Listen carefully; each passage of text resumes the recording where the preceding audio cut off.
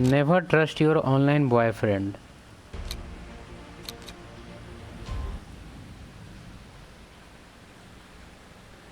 उत्तर प्रदेश की राजधानी लखनऊ के अमीनाबाद में एक परिवार रहता था। देखो, ज़्यादातर ऐसा केस हम आज तक जितना पढ़े हैं ना केस, उसमें ज़्यादातर एक चीज़ कॉमन पैटर्न दिखा हुआ है। उसमें क्या है पता है कि अगर इस टाइप का यंग में अगर इस तरह का कुछ मर्डर वगैरह का सीन है या फिर इस तरह का कुछ हरकत हुआ है, हम तुमको 100% सर्टेनिटी के साथ कह सकते हैं कि फ़ीमेल का कोई ना कोई चक्कर उसमें ज़रूर होगा। 90% केस में ऐसा होता है। और उसके वजह से जो मेल है, क्योंकि वो लाइफ को इस लेवल पे डिज़ाइन करके रखा हुआ होता है कि उसका एक तरह से समझो तो पूरा दुनिया तबाह हो जाता है, क्योंकि एक तरह से वो लाइफ का एक पूरा मैप बना के रखता है जिसमें फ़ीमेल के अराउंड ही एक तरह से वो घर का मैपिंग करता है, समझ रहा है। तो उसका लाइफ जो है एक लेवल पे डिस्ट्रॉय होता है जिसका कुछ कहना नहीं है। हम इसमें यहाँ ये भी बोलेंगे कि ये गलत है। तुम जो मैप कर दिया वो बेवकूफ़ लड़की के लिए, पूरा एकदम महल बना दिया, तैयार हो गया महल, कितना दिन से जानता है, तो ठीक है बहुत दिन से जानता है, तो फिर भी तुमको कौन बोल दिया कि एक फ़ीमेल के अराउंड तुमको अपना पूरा लाइफ का डिजाइनिंग करना है कि कैसूँ अगर वो भाग जाए तो तुम्हारा लाइफ के कुछ बचे ही नहीं। ये क्या नौटंकी है तुम लोग का। उसके बाद फिर यही उल्टा पुल्टा हरकत करना है कि उसको जान से मार देना है या फिर उल्टा पुल्टा यही कुछ। ज़्यादातर केस में यही होता है कि अब जैसे फॉर एग्जांपल एक केस हम देखें, उसमें क्या हुआ कि नया नया शादी था, ठीक है, हस्बैंड पूछ दिया अपने वाइफ से पास्ट के बारे में, और पता नहीं बेवकूफ़ लड़की कैसे मतलब पूरा पास्ट के बारे में पूरा चिट्ठा खोल दी। क्या हुआ पता है, उसी दिन दोनों ऊपर, पहले उसको मार के फिर वो खुद ऊपर। इस परिवार में टोटल 3 सदस्य थे। घर के मुख्य सदस्य का नाम शिशिर श्रीवास्तव था और इनकी अमीनाबाद मेन मार्केट में इंटीरियर डेकोरेटिव और तुमको इसमें एक और चीज़ बताना चाहेंगे, आजकल जो जितना भी अफेयर वगैरह तुम देखा होगा कि इस लेवल पे बढ़ गया है कि तुम भी तंग हो गया होगा उल्टा पुल्टा न्यूज़ देख देख के। पता है उसके पीछे कोर रीज़न क्या है? 90% हाथ किसका है? तुम्हारा स्मार्टफोन का है। मजाक नहीं कर रहे हैं। ये एक तरह से तुम्हारा ब्लेसिंग और कर्स दोनों है। ब्लेसिंग तो है तुम्हारे एजुकेशन वगैरह को लेके, लेकिन अगर बात रहे रिलेशनशिप का, तो फ़ोन तुम्हारे लिए राक्षस से भी बड़ा राक्षस है। वो एक तरह से टेलीपोर्ट मशीन है। टेलीपोर्ट मशीन नहीं, पोर्टल मशीन है। उसमें से डायरेक्टली निकलता है, ऐसे ही पोर्टल है ना, उसका फ़ोन है, ठीक है, तुम्हारी फीमेल का फ़ोन है ये, और उसमें से ऐसे रात में 12 बजे से निकलता है, टक। आइटम्स की शॉप थी। इनकी पत्नी जिनका नाम तृप्ति श्रीवास्तव था, ये हाउसवाइफ थी और इन दोनों की एक 19 साल की बेटी थी जिसका नाम गौरी श्रीवास्तव था। गौरी लो यूनिवर्सिटी में फर्स्ट ईयर की स्टूडेंट थी और क्योंकि शिशिर और तृप्ति की लव मैरिज हुई थी और इनकी इकलौती संतान थी गौरी श्रीवास्तव, इसलिए इन्होंने अपनी बेटी को पूरा फ्रीडम दे रखा था। वो जैसे चाहे कपड़े पहन सकती थी, वो जैसे चाहे बाहर घूम सकती थी, यानी कि उसको पूरी तरह से आज़ादी मिली हुई थी। अब ये दिन था 1 फरवरी 2015 का। गौरी अपने घर से अपने पिता की जैकेट लेकर निकलती है। उसे वो ड्राई क्लीनिंग के लिए मार्केट देकर आनी थी। साथ ही वो अपनी माँ से कहती है कि उसे कुछ और काम भी है जो निपटा कर वो बहुत जल्दी घर आ जाएगी। ये तकरीबन 12 बजे के आसपास घर से निकली थी, लेकिन ऐसे ही करते करते शाम की 4 बज जाते हैं। गौरी घर वापस नहीं आती है।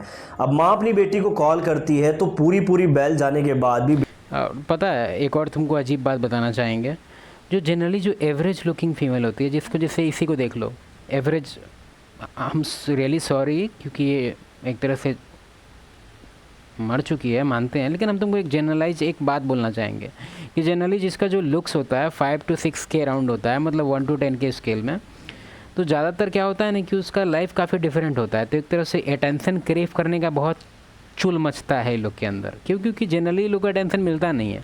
तो अगर कैसे भी अगर कोई लड़का कुछ अटेंशन दे दिया तो ये लैच ऑन कर लेती है। कहने का मेरा तात्पर्य ये है कि अगर तुम सोच रहा है कि 5-6 सेफ़ है रिलेशनशिप के लिए, तो एक बार दोबारा सोच लेना, क्योंकि ये लोग भी अटेंशन बहुत क्रेव करती है। लोगों को और मज़ा आता है कि 4-5 होता मेरा। बेटी फ़ोन नहीं उठाती है।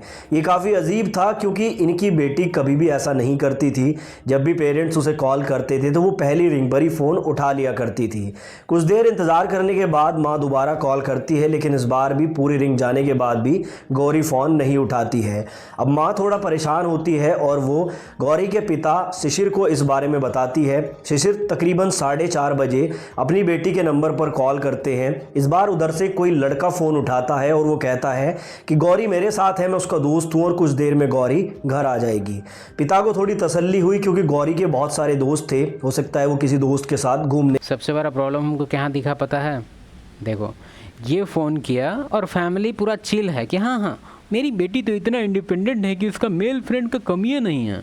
दुनिया का सबसे बड़ा भारी मिस्टेक है, कोई मेल और फीमेल फ्रेंड नहीं हो सकते हैं, एक नॉर्मल फैक्ट है।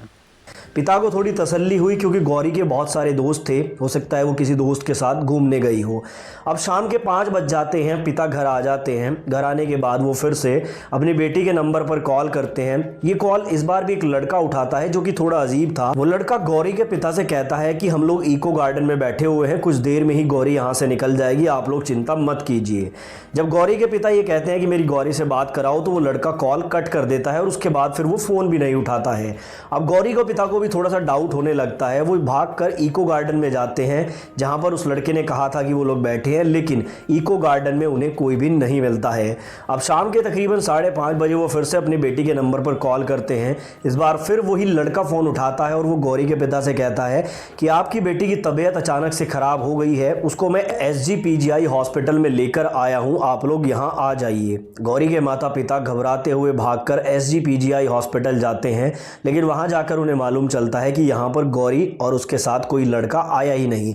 यानी कि ये लड़का बार बार गौरी के पिता से झूठ बोल रहा था। वो ना तो इको गार्डन में था और ना ही वो उस हॉस्पिटल में आया था। अब गौरी के माता पिता को थोड़ा शक होता है, इसीलिए वो शाम के तकरीबन 6:30 बजे नज़दीकी पुलिस स्टेशन में जाते हैं और सारी बात पुलिस को बताते हैं। पुलिस यहाँ पर गौरी की मिसिंग रिपोर्ट फाइल कर लेती है और माता पिता को कहती है कि आप घर चले जाइए, जल्दी ही आपकी बेटी को ढूंढ लिया जाएगा। पुलिस को अभी तक ये लग रहा था कि लड़की खुले विचारों वाली है, हो सकता है अपने दोस्तों के साथ पार्टी वगैरह कर ले। खुले विचार वाले लोग से बहुत सावधान रहना, तुम मजाक नहीं कर रहे हैं। केस थोड़ा सा डिफरेंट है, हमको पता है, लेकिन हम तुमको यही बता रहे हैं कि ज़्यादा ओपन माइंड सेट या फिर एकदम एक्सट्रोवर्ट, हाईली एक्सट्रोवर्ट बहुत फ्रेंड हैं इनके, दूर रहो। चली गई होगी, इसलिए पुलिस ज़्यादा सीरियसली इस केस को नहीं लेती है। अब पूरी रात ऐसे ही बीत जाती है और दिन आ जाता है 2 फरवरी 2015 का। सुबह के तकरीबन 7 बजे शहीद पथ रोड पर एक राहगीर गुजर रहा था। वो देखता है कि सड़क किनारे एक बोरी पड़ी हुई है जिसके चारों तरफ कुछ कुत्ते घूम रहे हैं। वो बार बार भौंक रहे हैं और उस बोरी को नोचने की कोशिश कर रहे हैं। वो व्यक्ति हिम्मत करके उस बोरी का मुंह खोलता है तो उसके अंदर से एक कटा हुआ पैर बाहर निकलता है। केस सॉल्व हो गया। अब हम तुमको केस बताते हैं। कटा हुआ निकल गया मतलब एकदम नॉर्मल पैटर्न है, ये बहुत ईजी होगा इसको प्रेडिक्ट करना। क्या होगा मेल जो है, क्योंकि ज़्यादातर इस लेवल पे अगर कुछ होता है ना तो 99% चांस में एडल्ट्री का केस होता है। ठीक है, अब हमको नहीं पता मेल का क्या रोल है इसमें, हस्बैंड है या फिर बॉयफ्रेंड है, कौन है पता नहीं, लेकिन कोई भी अगर मान लो इसको मेल ही बोलेंगे क्योंकि हरकत तो मेल का ही है, कोई भी कल्प्रिट है वो अगर ऐसा कुछ किया है और वो लड़की जी, ठीक है, 100% इसमें कुछ ना कुछ या तो इसके बारे में इसको पता चल गया होगा, पास्ट के बारे में, या फिर ऑन गोइंग कुछ चल रहा होगा इसका, या किसी के साथ धड़ लिया होगा, या किसी के साथ फ़ोन वगैरह में देख लिया होगा कि फ़ोन में किसी से बात कर रही है, या फिर किसी को देख लिया होगा मिलते हुए और उसके बाद ये अपने आप को रोक नहीं पाया होगा, उसके बाद इसको ऊपर पहुंचा दिया होगा, उसके बाद काट काट के पार्सल। देख लेते हैं केस में। ये देखकर वो राहगीर घबरा जाता है, आसपास के लोगों को इकट्ठा करता है और पुलिस को बुलाया जाता है।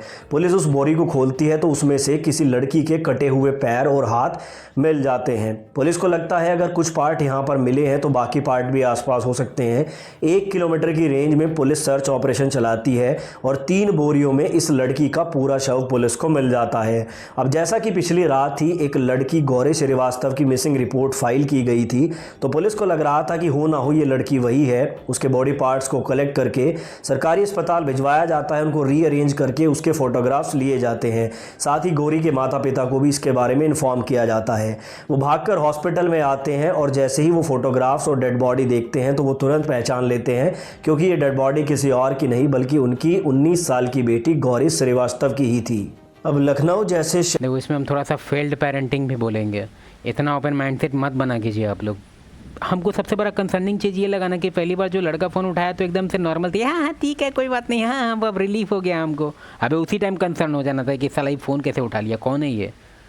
शहर में एक लड़की की इस तरह की डेड बॉडी मिलने से ये खबर कुछ ही घंटों में आग की तरह फैल जाती है। पुलिस के ऊपर भी प्रेशर आ जाता है और पुलिस अब इस केस की इन्वेस्टिगेशन सीरियसली शुरू करती है। सबसे पहले गौरी श्रीवास्तव की मोबाइल लोकेशन और CDR यानी कि कॉल डेटा रिकॉर्ड निकाला जाता है। उसकी CDR में तो पुलिस के हाथ कुछ नहीं लगता है, लेकिन उसकी मोबाइल लोकेशन जब देखी जाती है तो मालूम चलता है कि अपने पिता की जैकेट को ड्राई क्लीनिंग पर देने के बाद वो तेलीबाग इलाके की तरफ देखी गई थी। वहाँ के लोगों से जब पूछताछ की जाती है तो कई लोग इसकी पुष्टि भी करते हैं हैं। और इसी के चलते पुलिस तेलीबाग इलाके की सीसीटीवी फुटेज कलेक्ट करती है, जिसमें एक कैमरा में गोरी उन्हें दिखाई दे जाती है। वो सड़क पर पैदल पैदल चल रही थी और हाथ में मोबाइल लेकर किसी के साथ चैटिंग कर रही थी। उसके कुछ देर बाद एक लड़का बाइक पर उसके सामने आकर रुकता है और गौरी उसके साथ बाइक पर बैठकर तेलीबाग के अंदर इलाके में चली जाती है। अब पुलिस को यहाँ पर अपना सस्पेक्ट मिल चुका था। उन्हें किसी भी तरह से ये मालूम करना था कि जिस लड़के के साथ गोरी बाइक पर बैठकर गई थी वो लड़का कौन था और उसने गोरी के साथ क्या कुछ किया। इसी के चलते पुलिस उस लड़के की बाइक की नंबर प्लेट से उसकी डिटेल निकालती है, तो मालूम चलता है कि इस लड़के का नाम हिमांशु है। इसकी उम्र 23 साल है और ये लखनऊ के तेलीबाग इलाके में ही रहता है।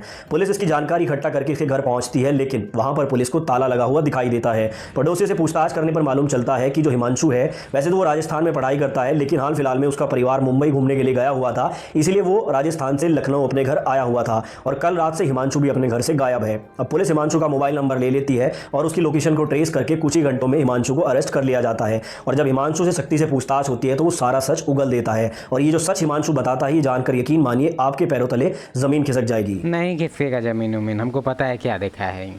हिमांशु पुलिस किसी को देख लिया होगा किसी लड़का के साथ इसको घूमते हुए, या फिर कुछ ना कुछ मोबाइल वोबाइल कुछ भी देख लिया होगा। कुछ ना कुछ एडल्ट्री का केस है इसमें। को बताता है कि 1 साल पहले ऑनलाइन माध्यम से उसकी दोस्ती गौरी के साथ हुई थी। वैसे तो हिमांशु राजस्थान में पढ़ाई करता था, इसलिए उसकी गौरी के साथ ज़्यादा मुलाकात नहीं हुई थी, लेकिन क्योंकि ये भी लखनऊ से ही बिलोंग करता था तो 1-2 बार इनकी कैफ़े रेस्टोरेंट में मुलाकात हुई थी। अब जब हिमांशु के घर वाले बाहर घूमने गए हुए तो हिमांशु घर पर अकेला था, तो ये राजस्थान से लखनऊ आ जाता है और इसी दौरान ये गौरी से बात करता है और गौरी को कहता है कि उसके घर पर कोई नहीं है, क्या तुम उससे मिलने आ सकती हो। ये ज़्यादातर जो बात है वो गौरी के साथ चैटिंग के माध्यम से ही किया करता था और सीसीटीवी में भी गौरी चैट करते हुए दिखाई देती है। दरअसल उस समय हिमांशु से ही चैट कर रही थी। हिमांशु इसे लेकर अपने घर पर आ जाता है। कहीं ना कहीं हिमांशु मनी मन गौरी से प्यार करता था। अपने घर आकर वो इससे प्यार का इजहार करना चाहता था, लेकिन इसी दौरान जो हिमांशु है वो गौरी से उसका मोबाइल देखने की मांग करता है। गौरी मना कर देती है क्योंकि गौरी काफ़ी खुले विचारों वाली लड़की थी। हिमांशु के जैसे उसके और भी कई सारे दोस्त थे और शायद उसके दिल में हिमांशु के लिए वो फीलिंग नहीं थी जो हिमांशु उसके लिए अपने दिल में फीलिंग लगाए बैठा था। इसी के चलते जो गौरी है वो अपना मोबाइल हिमांशु को देने से मना कर देती है। इन दोनों के बीच में थोड़ा लड़ाई झगड़ा होता है। उसके बाद जबरदस्ती हिमांशु गौरी का मोबाइल छीन लेता है। उसका पासवर्ड खोलने के बाद हिमांशु जब उसके चैट्स को चेक करता है तो वो पाता है कि गौरी ने अपने कुछ आपत्तिजनक फोटो बाकी लड़कों को भेज रखे हैं। यहाँ पर हिमांशु बहुत गुस्से में आ जाता है क्योंकि वो गौरी को मनी मन चाहता था और गौरी की ऐसी हरकत से वो हर्ट हो जाता है और इसी दौरान इन दोनों में झगड़ा शुरू हो जाता है और ये झगड़ा इतना ज़्यादा बढ़ जाता है कि हिमांशु गौरी का गला दबा देता है। गौरी बेहोश होकर जमीन पर गिर जाती है। हालांकि उस वक्त तक वो जिंदा थी, लेकिन हिमांशु को लगता है कि शायद गलती से उसने गौरी की हत्या कर दी है। अब वो अपने घर में ताला लगाकर बाहर जाता है। बाहर जाकर पहले वो शराब पीता है, अपने एक दोस्त से भी मिलता है। वो यही सोच रहा था कि आखिर उसने ये क्या कर दिया और अब इस मुसीबत से छुटकारा कैसे पाया जाए। तभी उसके दिमाग में एक आइडिया आता है और वो बाजार जाकर एक बड़ी सी आरी और कुछ बोरी लेकर आता है और फिर घर आकर गौरी के कई टुकड़े कर देता है, जबकि गौरी अभी भी जिंदा थी। और उन टुकड़ों को वो अलग अलग बोरी में भरकर रात को 12 से 1 बजे के बीच में लखनऊ के शहीद पथ रोड पर 1 किलोमीटर की रेंज में फेंक देता है। हिमांशु को लग रहा था कि अब शायद वो नहीं पकड़ा जाएगा, लेकिन अगले दिन एक राहगीर ने उस डेड बॉडी को देख लिया और इस पूरे कांड का खुलासा हो गया। पुलिस ने हिमांशु के बताए अनुसार वो आरी, कुछ बोरियां, गौरी के कपड़े, उसका मोबाइल, उसके गहने सारे बरामद कर लिए और यहाँ पर हिमांशु को कोर्ट में पेश किया गया। इसके साथ में इसके दोस्त को भी अरेस्ट किया गया था जिससे उस दिन ये मिला था, लेकिन बाद में उसे छोड़। चलो ठीक है भाई, ध्यान रखो अपना।